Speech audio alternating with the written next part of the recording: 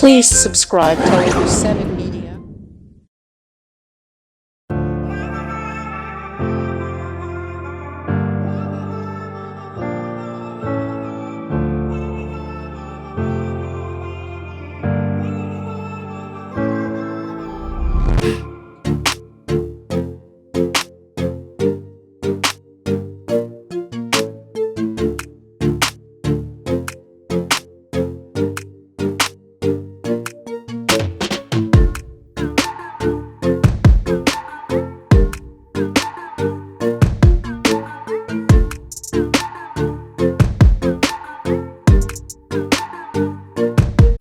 ముందుకెళ్ళదు భయ్యా.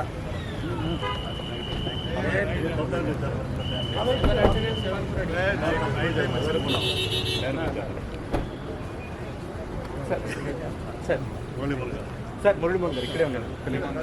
వెహికల్ మంత్రి గారు ముందుకెళ్ళి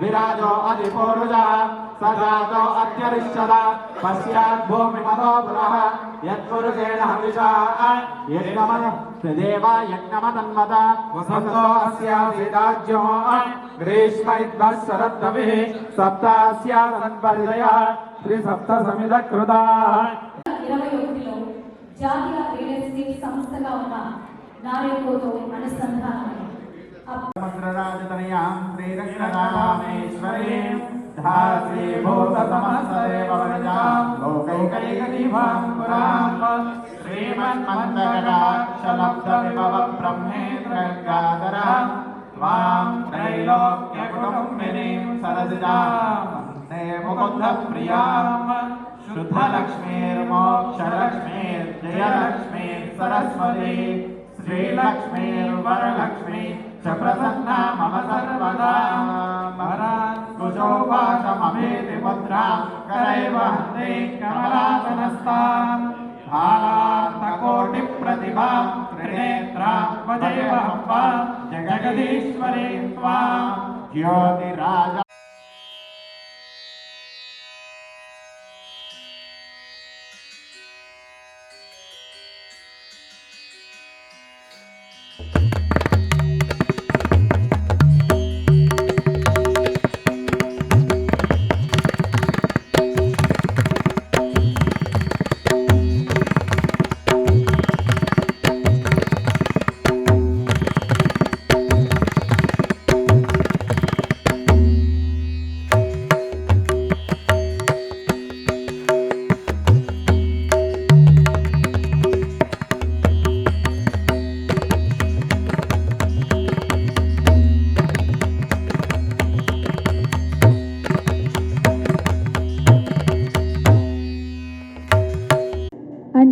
సో ఈరోజు నారెక్కో తెలంగాణ వారు మన పద్మశ్రీ మురళీమోహన్ గారి గురించి ఒక బ్యూటిఫుల్ వండర్ఫుల్ ఏవి రెడీ చేశారు.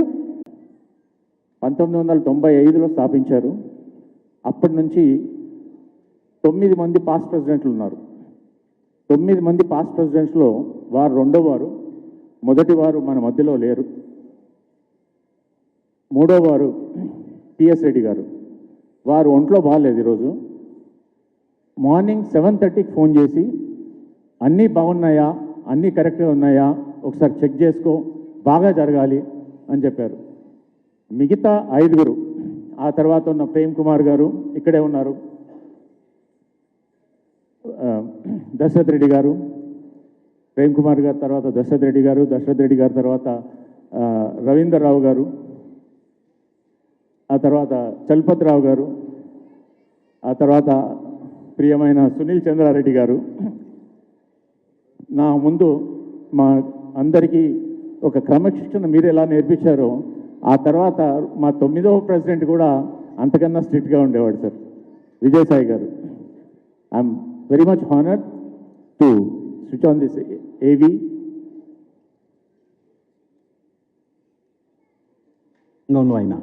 Honourable speaker of Telangana assembly Gaddam Prasad Kumar గారిని కూడా కూర్చోవలసిందిగా రిక్వెస్ట్ చేస్తూ ఉన్నాం. అలాగే MLC Telangana legislative council Bhanuprasad Rao గారిని కూడా కూర్చోవలసిందిగా రిక్వెస్ట్ చేస్తూ ఉన్నాం.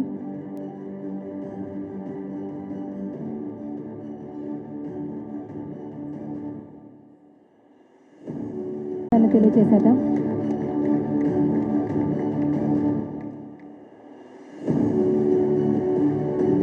అట్లాగే వెల్కమ్ సునీల్ చంద్రారెడ్డి గారు.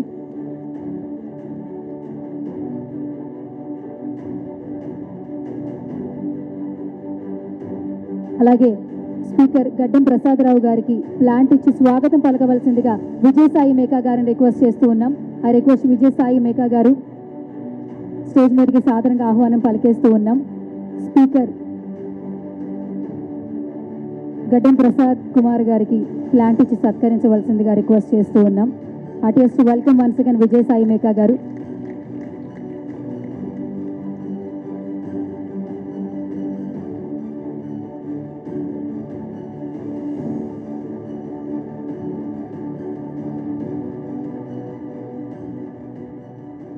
ఎస్, ఇంకా ఏమాత్రం ఆలస్యం చేయొద్దు, స్వాగత ఉపన్యాసం మొదలు పెట్టేద్దాం. I request president Sridhar Reddy Koppula గారిని స్వాగత ఉపన్యాసంతో మన ఈవెంట్ ని ప్రారంభించవలసిందిగా రిక్వెస్ట్ చేస్తూ ఉన్నాం.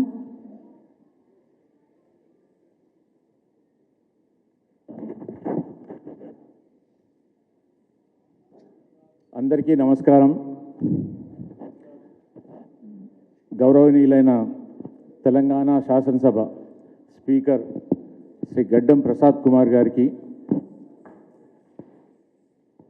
తెలంగాణ శాసన మండలి ఎమ్మెల్సీ భానుప్రసాద్ గారికి, ఈరోజు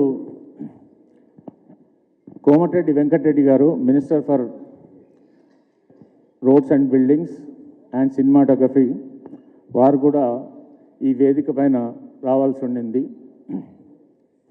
తెలంగాణ ప్రభుత్వం చేపట్టిన వరుణ యాగం గురించి వారు నాగార్జున సాగర్ వెళ్ళడం జరిగింది. NAREDCO Kukatpally, NAREDCO west zone, NAREDCO Warangal, HRA, sub registers association వీరందరికీ కూడా ఈ వేదిక మీద స్వాగతం పలుకుతున్నాను. సార్, నేను చాలా రాసుకొచ్చాను కానీ ఇది రాసుకొచ్చింది చదవాలనిపించట్లేదు.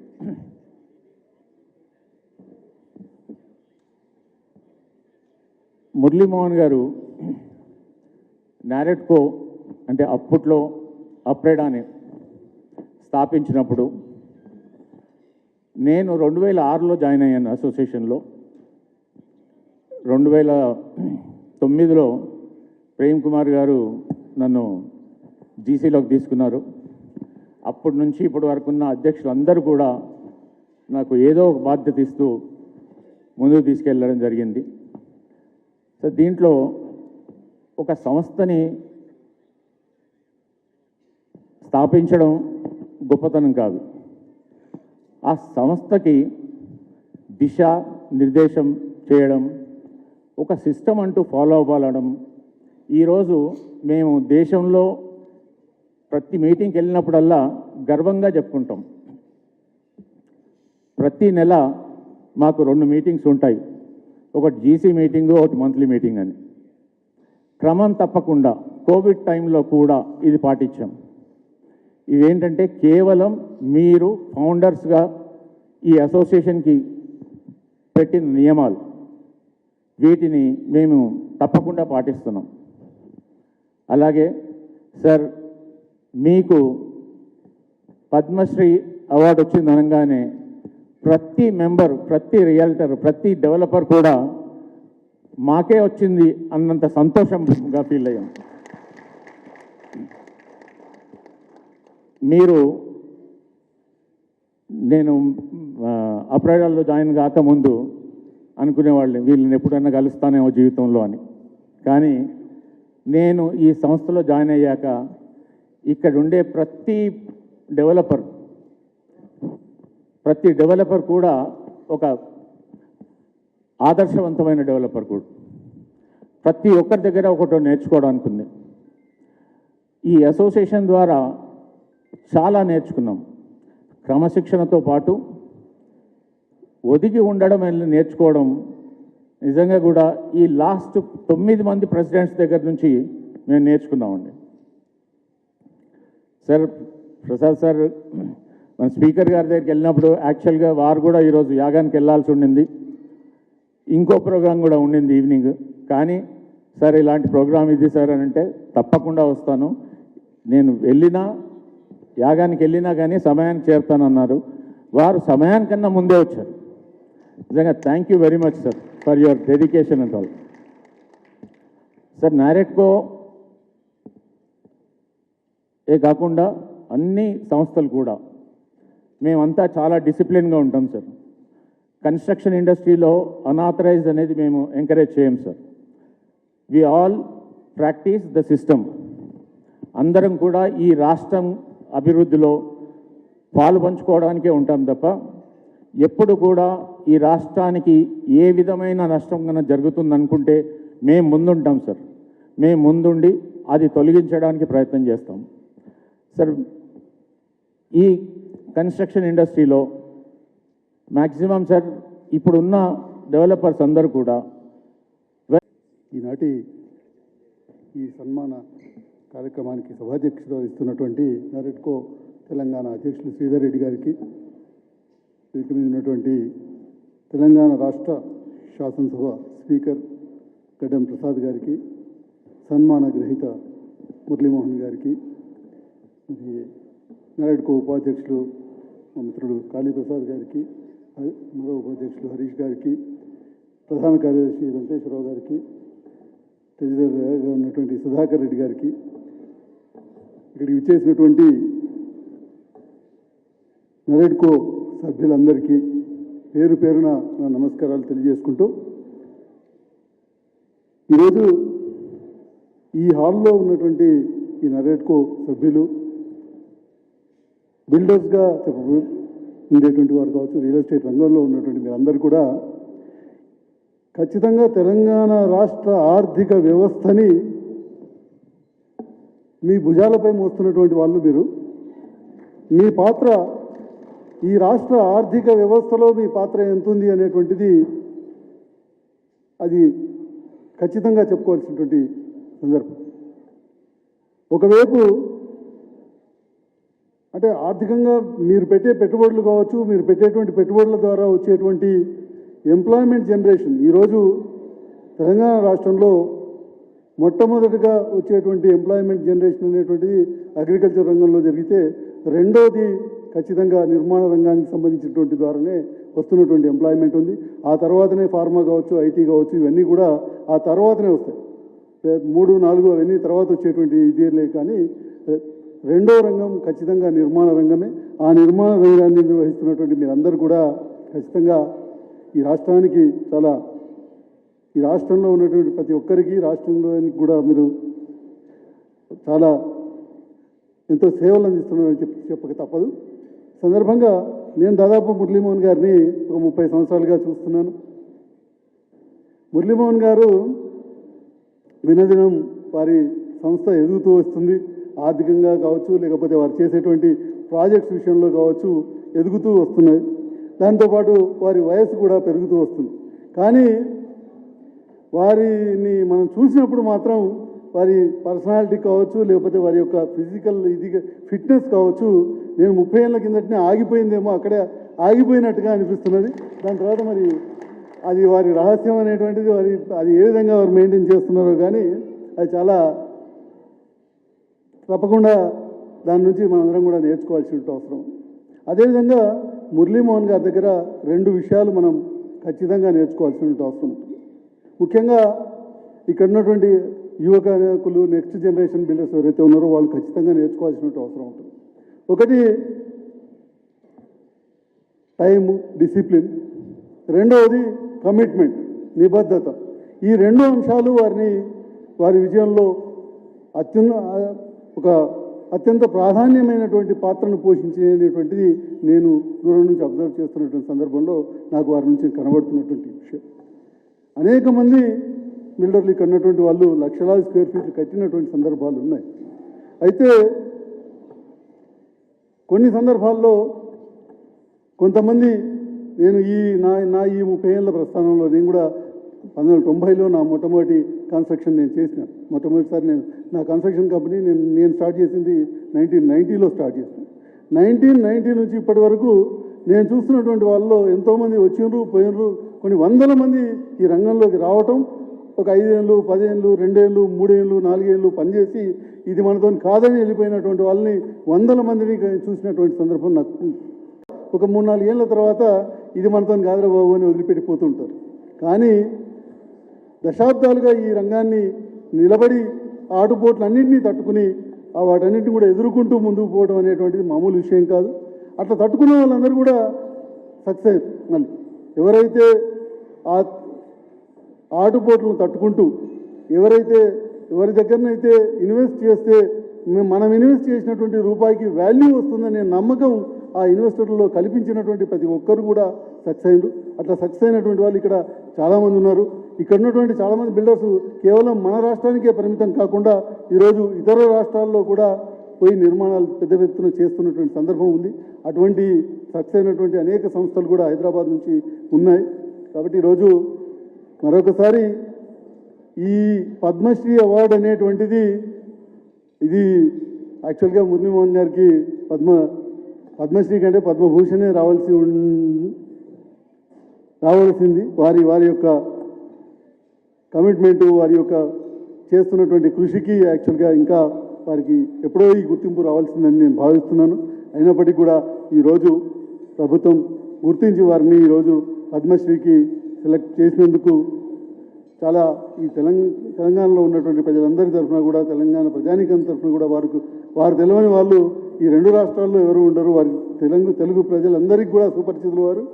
ఇంతకుముందే మనం ఒక వీడియో చూసాం. దాంట్లో వారు ఆజాత శత్రువుగా అని చెప్తున్నటువంటి మాట కూడా దాన్ని ఖండించే వాళ్ళు కానీ దాన్ని కాదనే వాళ్ళు కానీ ఎవరు ఉండరు తెలుగు రాష్ట్రాల్లో. అటువంటి వారి ఏదైతే ఆ రకమైనటువంటి ఇదిని బిల్డ్ చేసుకున్నారో దాన్ని మనందరం కూడా ఆదర్శంగా తీసుకుని పనిచేయాల్సినటువంటి అవసరం ఉందని కూడా తెలియజేసుకుంటూ, వారికి ఆ భగవంతుడు మరింత ఆరోగ్యంగా వారి ఆరోగ్యాలని కంటిన్యూ చేయాలని, వారు మరింత కాలం పాటు మరికొన్ని రోజుల పాటు వారు 100 సంవత్సరాల వరకు కూడా ఇదే విధంగా ఈ రాష్ట్రానికి, ఈ రాష్ట్ర ప్రజలకి సేవలు అందించాలని కోరుకుంటూ, ఆ భగవంతుని కోరుకుంటూ సెలవుస్తున్నాను. నాకు ఈ అవకాశం ఇచ్చినందుకు ధన్యవాదాలు తెలియజేస్తూ సెలవుస్తున్నాను. Thank you sir. Thank you so much Bhanuprasad. for this and then I'll step down. ఇది ఆయన ద్వారా సహాయం పొందిన ఒక స్టూడెంట్ రాసిన లెటర్. Receive today. 99% నాకు ఉద్దేశంలో ఆయనకు కూడా తెలియదు. He also must be knowing this for the first time. Anyway I will get along. ఆయన మీకు తెలుసు స్టూడెంట్స్కి చాలా వీలైనంత వరకు సహాయం చేస్తుంటారు. దానికి కులం ఉండదు, మతం ఉండదు, భాష ఉండదు, ప్రాంతం ఉండదు. అది నేను సాక్షి దానికి. ఆయనకి పద్మశ్రీ రావడానికి చాలామంది సినిమా కారణం, ఆర్ట్ కరెక్టే, కానీ మీరు చూస్తే ఆర్ట్ అండ్ సోషల్ సర్వీస్ అని ఉంటుంది. This relates to that. That's why I have taken the liberty. Now going back to the message I received. Respected Murali Mohan sir, I have been meaning to put into words something I usually only say in bits and pieces when we meet each other. I was one of the 300 students your trust sponsored for engineering at NIT Warangal The year you took one student beyond your usual 300, and that one was me. I'm quoting.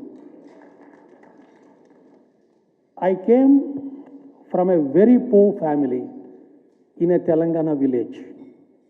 My parents were daily wage laborers, and I lost both my parents by the time I was 19. Your support made it possible for me to finish my degree at a time my family had nothing left to give me but just hope. Since then, I graduated in ECE from NIT Warangal, joined Qualcomm, where I have now worked for over 14 years, first in Hyderabad and the last 8 years in San Diego, USA, where now currently I hold a green card. This is an interesting next sentence.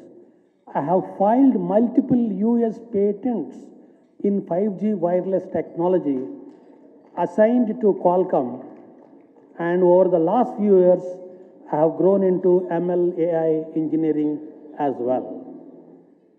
I dedicate it all to you, sir. Every year, when we sit and talk, I don't think I have fully said this.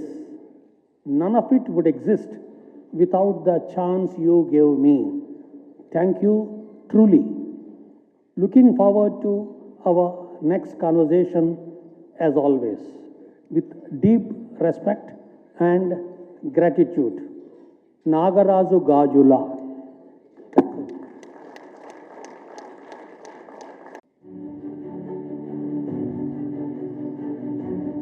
మీ మాటలే కాదు, ఇప్పుడు ఈ letter కూడా చాలా special అయిపోయింది ఈ ఈవెంట్లో.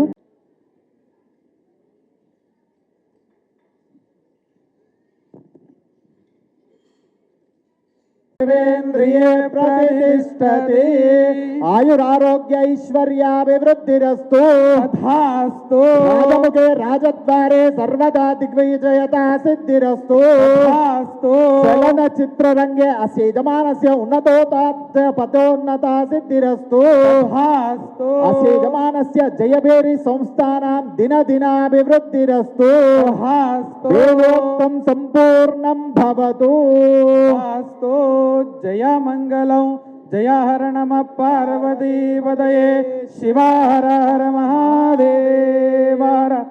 వేద పండితులతో పాటు ముక్కోటి దేవతల ఆశీర్వాదం మీకు ఎల్లప్పుడూ ఉంటూ ఇలాగే దినదిన అభివృద్ధి చెందాలి, ఆయురారోగ్యాలతో ఉండాలని కోరుకుంటున్నాం.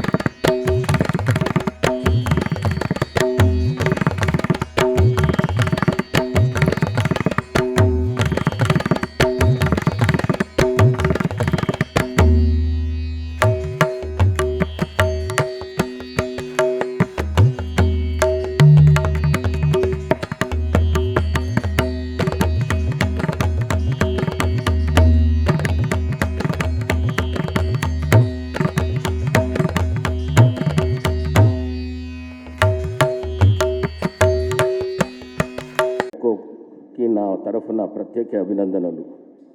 1995లో ప్రారంభమై నరెట్కో తెలంగాణ నేడు 350 మందికి పైగా ప్రముఖ బిల్డర్లు, డెవలపర్స్ వేదికగా ఎదగడం సంతోషం. నిర్మాణ రంగం అభివృద్ధికి ప్రభుత్వంతో పాటు కలిసి పనిచేస్తూ మంచి విధి విధానాలు రూపకల్పన భాగ్యస్వామిగా నిలుస్తుంది. 2010 నుంచి ప్రతి ఏడాది ప్రాపర్టీ షోలు నిర్వహిస్తూ బిల్డర్ల, కొనుగోలుదారులు, పెట్టుబడిదారులను ఒకే వేదికపైకి తీసుకొని వస్తుంది. అయితే నెరెట్కో కేవలం వ్యాపారానికి మాత్రమే పరిమితం కాలేదు. సమాజం బాగుంటేనే పరిశ్రమలు బాగుంటాయి, ప్రజలు సంతోషంగా ఉంటేనే అభివృద్ధికి అర్థం ఉంటుందనే ఆలోచనతో అనేక సామాజిక కార్యక్రమాలు చేపట్టింది. ఇక మురళీమోహన్ గారి విషయానికి వస్తే, ముఖ్యంగా ఈ కార్యక్రమం ఒక గొప్ప వ్యక్తిత్వాన్ని సంతరించుకొని వేదిక కావడము మరింత సంతోషంగా ఉంది.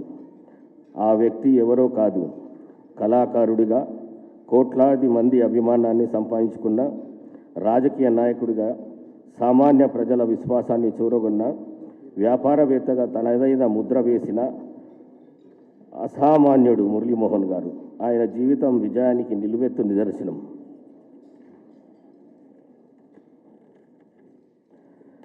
మురళీమోహన్ గారి జీవితం ఒక రంగానికి పరిమితమై ప్రయాణం కాదు.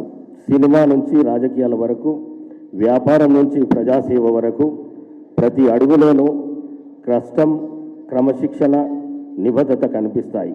అందుకే ఆయన జీవితము ఒక వ్యక్తి విజయగాథ మాత్రమే కాదు, ఎదగాలనుకునే ప్రతి వ్యక్తికి ఒక పాఠం. ఆయన ఒక నటుడిగా, ఆయన ఒక నిర్మాతగా, ఆయన ఒక వ్యాపారవేత్తగా, ఆయన ఒక ప్రజాప్రతినిధి, అన్నిటికంటే ముఖ్యంగా ఆయన ఒక మంచి మనిషి. 1940 జూన్ 24వ తేదీన పశ్చిమ గోదావరి జిల్లాలో చాటపర్రు అనే చిన్న గ్రామంలో మురళీమోహన్ గారు జన్మించారు. ఆయన తండ్రి ఒక ఫ్రీడమ్ ఫైటర్.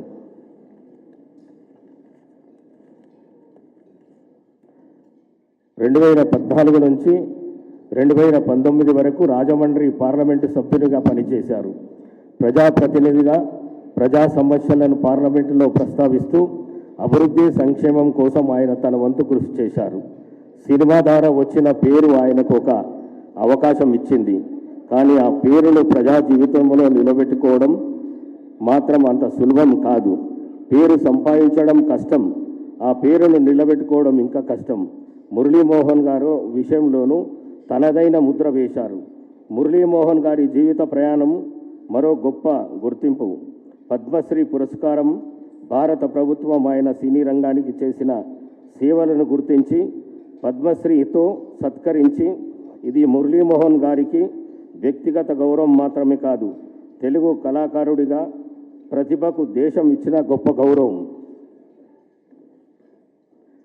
మన నేల నుంచి ఎదిగిన ఒక వ్యక్తి దేశ అత్యున్నత స్థాయి గౌరవాల్లో ఒకటి అందుకోవడము ప్రతి తెలుగువాడు గర్వించవలసిన విషయం.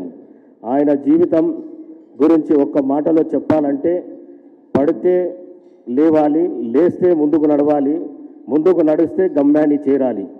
మరి ఈ సందర్భంగా మురళీమోహన్ గారికి నా హృదయపూర్వక అభినందనలు, శుభాకాంక్షలు తెలియజేస్తున్నాను. అలాగే నిర్మాణ రంగ అభివృద్ధికి, సామాజిక సేవకులకు తన వంతు కృషి చేస్తున్న నరెట్కో తెలంగాణకు కూడా నా అభివందనలు. ఇలాంటి కార్యక్రమాలు మరెన్నో నిర్వహిస్తూ పరిశ్రమ అభివృద్ధితో పాటు సమాజ అభివృద్ధికి కూడా నరెట్కో తెలంగాణ మరింతగా కృషి చేయాలని కోరుకుంటున్నాను. మురళీమోహన్ గారికి మరింత ఆరోగ్యము, ఆనందము, ఆరోగ్యాలు కలగాలని కోరుకుంటూ, మరి ముఖ్యంగా సినిమా రంగంలో ఇద్దరు నాకంటే నటులంటే చాలా ఇష్టము. ఒకటి నటశేఖర కృష్ణ గారు, 2 మురళీమోహన్ గారు. కృష్ణ గారితో అయితే నేను కలవలేకపోయినా కానీ మురళీమోహన్ గారితో వేదిక పంచుకోవడం నా అదృష్టంగా భావిస్తూ, ఇచ్చిన మీ అందరికీ ప్రత్యేక ధన్యవాదాలు కోరుకుంటూ, జై హింద్, ధన్యవాదాలు తెలుపుకుంటూ సెలవు తీసుకుంటున్నాను. Thank you. ఈ రోజున ఎమ్మెల్సీ భానుప్రసాదరావు గారు కూడా ఈరోజు అక్కడ రావటం చాలా ఆనందంగా ఉంది. వారికి కూడా నా కృతజ్ఞతలు తెలియజేస్తున్నాను. నారెడ్కో తెలంగాణ ప్రెసిడెంట్ శ్రీధర్ రెడ్డి కుప్పల గారికి, వైస్ ప్రెసిడెంట్ కాళీప్రసాద్ గారికి, అలాగే గోపాలకృష్ణ గారికి, ఆర్ వెంకటేశ్వరరావు గారికి సెక్రటరీ జనరల్, సుధాకర్ రెడ్డి గారికి ట్రెజరర్, వేదికను అలంకరించిన మిగిలిన పెద్దలకు, ఈనాటి ఈ సభలో పాల్గొన్నటువంటి నా సోదర రియల్ ఎస్టేట్ డెవలపర్స్కి అందరికీ కూడా, ప్రతి సభ్యుడికి కూడా హృదయపూర్వకంగా పేరు పేరున నా కృతజ్ఞతలు తెలియజేస్తున్నాను. పద్మశ్రీ అవార్డు అనౌన్స్ అయిన తర్వాత చాలామంది ప్రేమగా ఫోన్ చేయటమే కాకుండా ఈ కార్యక్రమాన్ని ఈ రోజున ఇక్కడ ఏర్పాటు చేయటం చాలా ఆనందంగా ఉంది. చాలా సభల్లో పాల్గొనే అవకాశం వచ్చింది. చాలామంది ఇచ్చిన సత్కారాలని అందుకునే అవకాశం కూడా వచ్చింది. అవన్నీ ఒక ఎత్తు అయితే, ఇవాళ జరిగిన ఈ కార్యక్రమం నాకు మహా ఇష్టమైన కార్యక్రమం. ఎందుకంటే ఏ వ్యక్తికైనా ఆ కుటుంబంలో ఉన్న సభ్యులందరూ కలిసి మరి తమ అభినందనలు ఆశీస్సులు అందజేస్తూ చేసిన ఏర్పాటు చూస్తే మన ఇంటి పెద్దల్లాగా మీరు అందరూ కూడా చేసినందుకు పేరు పేరున అందరికీ నా హృదయపూర్వకంగా కృతజ్ఞతలు తెలియజేస్తున్నాను. మీకు అందరికి కూడా తెలుసు, ఒకప్పుడు ఇక్కడ రియల్ ఎస్టేట్ వ్యాపారం అంటే చాలా భయంకరంగా ఉండేది. ఏ విధమైన సిస్టమ్స్ లేకుండా ఎవరిష్టం వచ్చినట్టుగా వాళ్ళు చేయటం, ల్యాండ్ అమ్మిన ల్యాండే మరొకటి వచ్చి మళ్ళీ అమ్మటం, ఇట్లాంటివన్నీ కూడా జరుగుతూ ఉండేవి. అలాంటి సందర్భంలో నాకు మా సినిమా హీరో శోభన్ బాబు గారు ఒక రోజున సలహా ఇచ్చారు. మురళీమోహన్ గారు, మీరు సినిమాల్లో సంపాదిస్తున్న సంపాదనని ఎక్కడ ఇన్వెస్ట్ చేస్తున్నారు అని అడిగారు ఆయన. సార్, నాకు చిన్నప్పటి నుంచి కూడా బిజినెస్ అంటే ఇంట్రెస్ట్ సార్, అందుకే నాకు చదువు పెద్దగా వంటబట్టలేదు. కానీ బిజినెస్ చేద్దామంటే డబ్బులు లేవు, ఉద్యోగం చేద్దామంటే డిగ్రీ లేని సమయంలో గుత్తా మాణిక్యాలరావు గారని ఆయన నన్ను పిలిచి, మా కంపెనీ విజయవాడలో బ్రాంచ్ ఓపెన్ చేస్తున్నావు, దాన్ని నువ్వు అందులో జాయిన్ అవుతావా అని అడిగారు. సార్, నా దగ్గర డబ్బులు లేవు, నేను జాయిన్ కాలేను అంటే, మీరు డబ్బులేం పెట్టుబడి వెక్కర్లేదు, వర్కింగ్ పార్ట్నర్గా ఉండండి, నెలకు 100 రూపాయలు జీతం ఇస్తాం, లాభాల్లో 15% వాటా ఇస్తామని చెప్పి ఆయన నాకు ఆఫర్ ఇచ్చారు. దాంతో విజయవాడలో వ్యాపారాన్ని ప్రారంభించాం.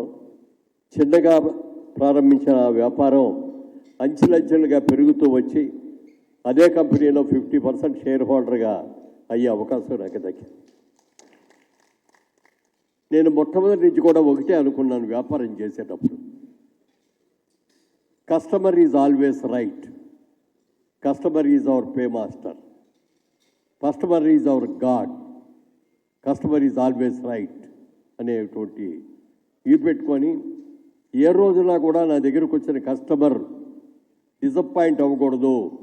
వచ్చిన కస్టమర్ మన మీద నమ్మకంతో వచ్చినందుకు వారికి నమ్మకానికి కూడా మించి మనం అద్భుతంగా చేసినప్పుడే మనకి మంచి జరుగుతుంది అనే ఆలోచనతో వ్యాపారం మొదలుపెట్టాం.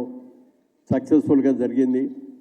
బాగా జరుగుతూ సరదాగా నాటకాలు కూడా వేసుకుంటున్న టైంలో అట్లూరి పూర్ణచంద్రరావు గారు ఆయన 1973 సంవత్సరంలో నా ఫోటో చూసి వెంటనే ఈ అబ్బాయిని పిలిపించండి అని చెప్పి నన్ను పిలిచి కేవలం అరగంట కూడా ఎక్కువ మాట్లాడలేదు. నన్ను, ఏ ఊరు బాబు, ఎవరెవరు, నీ వ్యాపారం ఏంటి, నాటకాల్లో వేసావా, ఏ నాటకాల్లో వేసావు అని అడిగారే తప్ప ఓ డైలాగ్ చెప్పు బాబు అని కానీ, ఓసారి అటు ఇటు నడిచిరా బాబు అని కానీ ఇంకేమీ అడగలేదు ఆయన.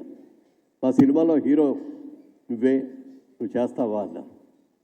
సార్, హీరో ఇస్తానంటే చేయకుండా ఎట్లా ఉంటారని, తప్పకుండా చేస్తాను సార్ అన్నప్పుడు ఒక చిన్న ప్రాబ్లం ఉంది బాబు, నువ్వు రాకముందు గిరిబాబు గారు అనే ఆయన్ని హీరోగా మేము ఎంపిక చేసుకున్నాం.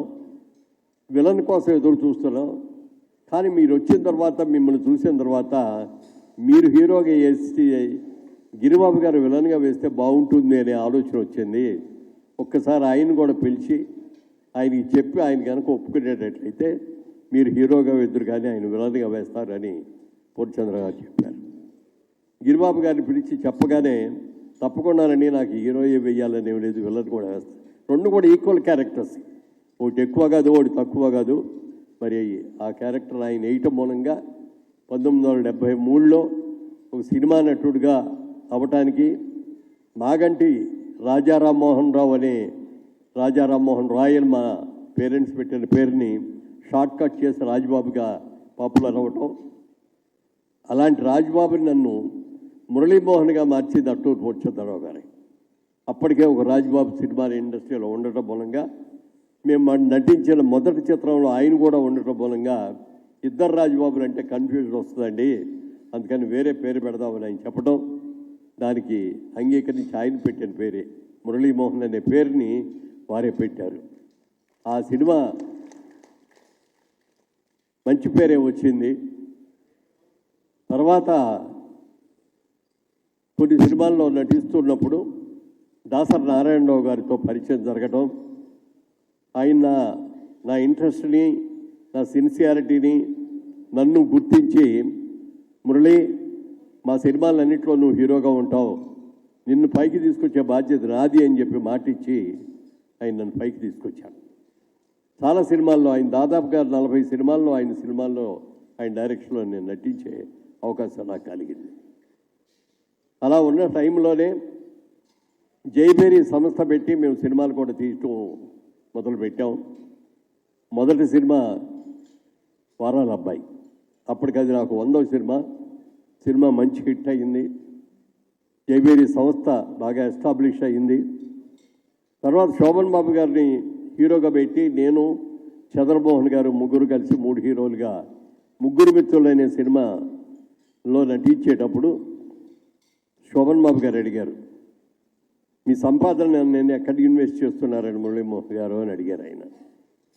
సార్, నాకు బిజినెస్ అంటే ఇంట్రెస్ట్ అండి, అందుకని సినిమాలు తీసుకున్న కంపెనీ పెట్టుకొని నాకు నచ్చిన సినిమాలు ఉంటే రైట్స్ కొనుక్కుంటున్నానండి, ఇంకా ఏదైనా బిజినెస్ చేయాలి అనే ఆలోచనతో 2 డిస్ట్రిబ్యూటింగ్ కంపెనీల్లో షేర్ హోల్డర్ని అయ్యానండి. హైదరాబాద్లో ఒక డిస్ట్రిబ్యూటింగ్ కంపెనీ, విజయవాడలో ఒక డిస్ట్రిబ్యూటింగ్ కంపెనీలో జాయిన్ అయ్యాను అన్నారు. అప్పుడు ఆయన ఒకటే మాట అన్నారు, మీరు చెప్పిన మిగిలిన అన్నీ చాలా బాగున్నాయి కానీ ఆఖరిలో చెప్పిన 2 మాత్రం మీరు తప్పు చేస్తున్నారు అన్నాడు. ఎందుకనండి అన్న, ఆ కంపెనీలో మీరు ఎప్పుడన్నా కూర్చొని వెళ్ళి చూస్తారా అన్నారు. అంత అవకాశం ఉండదు కదండి, సినిమాల్లో నేను బిజీగా ఉన్నాం కదా, ఎవరో కష్టపడి సంపాదించి నీకు ఇస్తారని నువ్వు అనుకుంటే నీ అంత తెలివి తక్కువ ఎవడో ఉండడం వల్ల మాట అన్నారు ఆయన. లేదండి, వాడు చాలా మంచివాళ్ళు, అలాంటివి జరగదు సార్ అని చెప్పి అన్నాను. కానీ సంవత్సరం తిరగకుండానే 2 కంపెనీలు కూడా మూతపడిపోవడమే కాకుండా వాళ్ళు చేసిన అప్పులు కూడా తీర్చవలసిన బాధ్యత ఆ కంపెనీలో పార్ట్నర్ కావటం మూలంగా నా మీద పడింది. సరే, ఆ అప్పులన్నీ తీర్చేటప్పటికి అప్పుడు దాకా నేను సంపాదించిన డబ్బులన్నీ అయిపోయింది. మళ్ళీ ప్రొడక్షన్లోకి చేయటం, నాకు వెన్నుదన్నుగా నా తమ్ముడు దుగ్గిరాల కిషోర్ ఇక్కడే కూర్చున్నారు. ఆ శివరాజ్ ఎప్పుడు రారు ఇట్లాంటి సభలకి, ఒకసారి లేచి నుంచుండి అందరూ ఒకసారి చూస్తారు.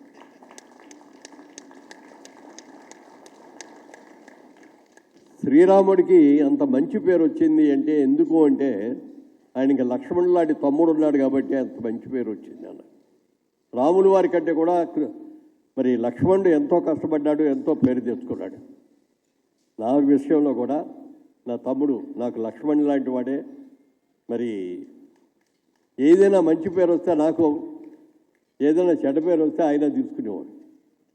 అలా సినిమా ప్రొడక్షన్ అద్భుతంగా చేస్తూ మరి ఈ రోజున ఈ స్టేజ్కి రియల్ ఎస్టేట్లో కానీ దీంట్లో కానీ ఎదగటానికి కారణం, అలాగే మా అబ్బాయి అమెరికాలో MBA చేసుకొని వచ్చి, బాబు సినిమాల్లో ఆఫర్స్ వస్తున్నాయి, మరి ఏం ట్యాక్స్ చేస్తావానంటే నాకు సినిమాలో ఇంట్రెస్ట్ లేదు, నేను వ్యాపారమే చేస్తాను అంటే, అప్పటికి రియల్ ఎస్టేట్ వ్యాపారం చేస్తున్నాం ఆల్రెడీ, దాంట్లోనే ఉండి నాడు రామ్మోహన్ మా అబ్బాయి. సరే,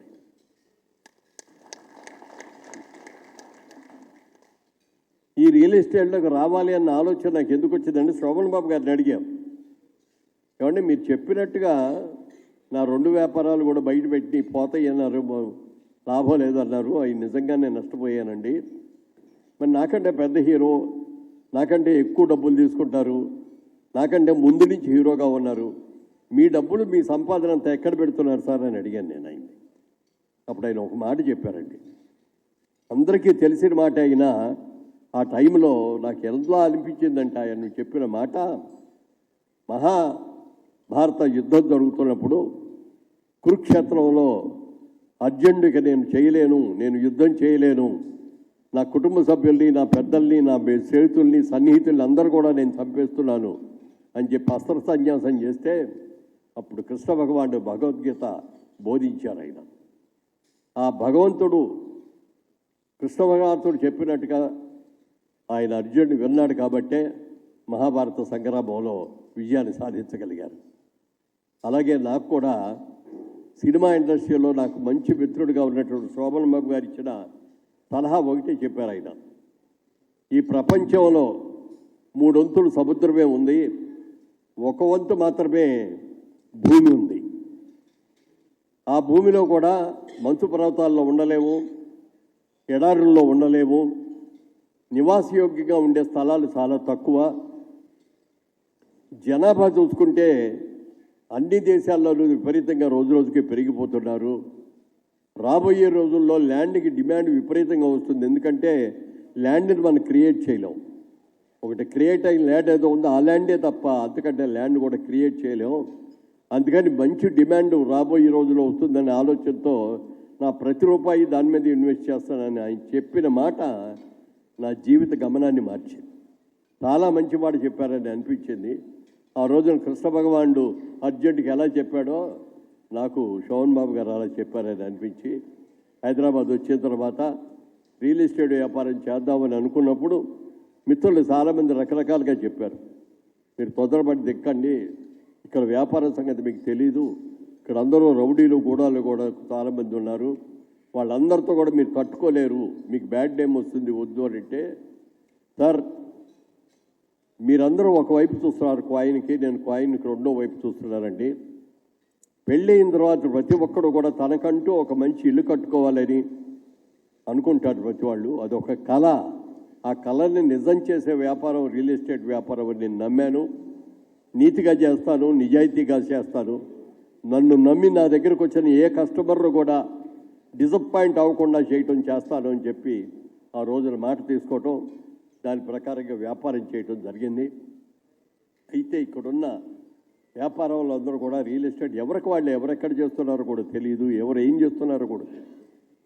అలాంటి టైంలో ఒక ఆలోచన వచ్చేది, ఎందుకు మనందరం కలిసి రియల్ ఎస్టేట్ వాళ్ళందరూ కలిపి ఒక అసోసియేషన్ ఎందుకు పెట్టుకోకూడదు, మనందరం కూడా ఏదైనా వచ్చినా మనందరం సంప్రదించుకొని ఒకళ్ళొకళ్ళు సంప్రదించుకొని ఇందులో మన కష్ట సుఖాలు పంచుకోవడానికి బాగుంటుంది కదా అనే ఆలోచన వచ్చి అప్పుడు నాన్నే రంగారావు గారు సీనియర్ ఆయన రియల్ ఎస్టేట్లో ఉన్న ఆయన వచ్చి మీరు ప్రెసిడెంట్గా ఉండండి సార్ అని అడిగితే, మీరు సెక్రటరీగా ఉంటానంటే నేను ఉంటానని చెప్పడం, మా మిత్రులందరూ కూడా మీరిద్దరు కన్ఫర్మ్గా చేయండి సార్ అని చెప్పి వాళ్ళు చేసిన తర్వాత చాలా బాగా చేసాం. అప్పుడు మేమందరం కూడా బగిటే అనుకున్నాం, మనలో మనకి ఏ విధంగానూ పోటీ వద్దు, ఏ దేని విషయంలో కూడా పోటీ పడద్దు, పోటీ పడాలి. ఎందుకు పడాలంటే, ఎక్కడ పడాలంటే మనం కట్టే కన్స్ట్రక్షన్లో బెస్ట్ కన్స్ట్రక్షన్, నీకంటే నేను బాగా చేయాలి, నాకంటే ఇంకోటి బాగా చేయాలని పోటీ పడి మంచి వసతులతో బాగా చేయాలి అనే ఒక నిర్ణయాన్ని ఆ రోజున తీసుకోవటం. ఆ నిర్ణయం ప్రకారంగా అసోసియేషన్ల ప్రజలందరికీ కూడా కొన్ని రూల్స్ రెగ్యులేషన్స్ కూడా పెట్టడమే కాకుండా అందరూ కూడా సమర్థలే. రియల్ ఎస్టేట్ వ్యాపారం చేస్తున్నారంటే ఇందులో ఒకటి ఎక్కువ కాదు, ఒకటి తక్కువ కాదు. అందుకని అప్పుడు ఒక రూల్ కూడా పెట్టుకున్నాం. అమెరికాలో ప్రెసిడెంట్ ఒకసారి 2 సార్లు కంటే ఎక్కువ ఉండటానికి వీల్లేదు.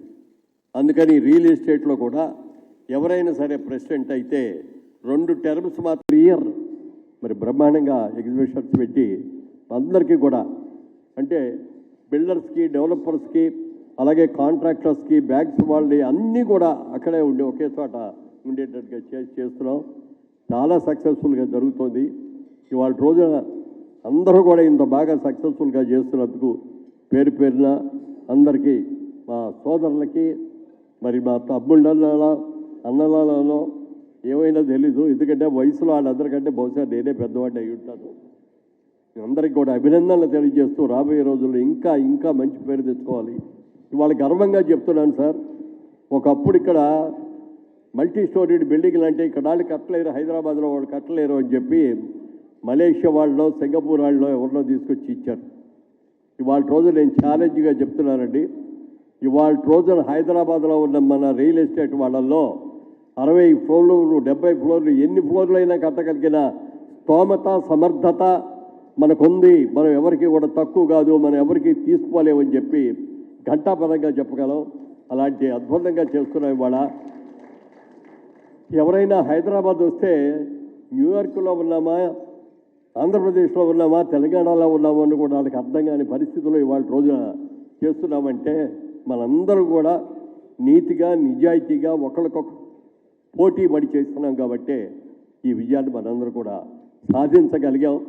మరి వాళ్ళ రోజున మన రాష్ట్ర ముఖ్యమంత్రి మరి రేవంత్ రెడ్డి గారు కూడా ఈ చంద్రబాబు నాయుడు గారు ఏ విధంగా అయితే ఐటీ పరిశ్రమను డెవలప్ చేసి సైబరాబాద్ అనే దాన్ని ఎలా నిర్మించారో వాళ్ళ రేవంత్ రెడ్డి గారు కూడా న్యూ సిటీ అనే కాన్సెప్ట్ తీసుకొని దీన్ని హైదరాబాద్ని ఇంకా ఇంకా అభివృద్ధి చేయడం కోసం ఎంతో కృషి చేస్తున్నారు. వాళ్ళు ఎన్నో సంస్థలు వచ్చినాయి, ఎన్నో ఇండస్ట్రీస్ వచ్చినాయి. అలాగే రేవంత్ రెడ్డి గారు రేపు ఈ నెలే మరో 10 రోజుల్లో అనుకుంటా ఆయన కూడా అమెరికా వెళుతున్నారు. మళ్ళీ ఒక 10 మందిని అక్కడ ఉన్న ఇండస్ట్రియలిస్టులందరినీ కూడా కలుసుకొని మీరందరూ కూడా హైదరాబాద్ రండి, మీరందరూ కూడా ఇండస్ట్రీస్ పెట్టండి, మీకు కావలసిన సౌకర్యాలన్నీ కూడా మేము ఇవ్వడానికి సిద్ధంగా ఉన్నామని చెప్పి వారిని ఇంకా అందరూ తీసుకొస్తారు. రాబోయే రోజుల్లో భారతదేశంలోనే నెంబర్ 1 సిటీగా హైదరాబాద్ అవుతుంది, తెలంగాణ అవుతుందని చెప్పి నేను మనస్ఫూర్తిగా ఆలోచన. అలాగే అమరావతి క్యాపిటల్గా ఆంధ్రప్రదేశ్లో కూడా కొత్త రాష్ట్రం అయినా అది కూడా పోటీపడి ఇద్దరు కూడా పోటీపడి ఒకరికొకరు పోటీపడి అభివృద్ధి చేయాలని మంచి అవగాహనతో పోటీపడాలి, ఆరోగ్యకరమైన పోటీపడాలి తప్ప మరొక విధంగా కాదని కూడా తెలియజేస్తూ ఇంత మంచి కార్యక్రమంలో పాల్గొనే అవకాశం ఇచ్చినందుకు కృతజ్ఞతలు తెలియజేస్తూ అందరి దగ్గర సెలవు తీసుకున్నాను. జై Hind. Thank you sir, thank you so much. Such a lovely words. మీరు ఎప్పుడు ఇంతే ఆనందంగా సంతోషంగా ఉండాలని మనస్ఫూర్తిగా కోరుకుంటున్నాం. ప్రతి ఒక్కరికి ఇన్స్పిరేషన్గా నిలవాలని కూడా ఆశిస్తూ ఉన్నాం.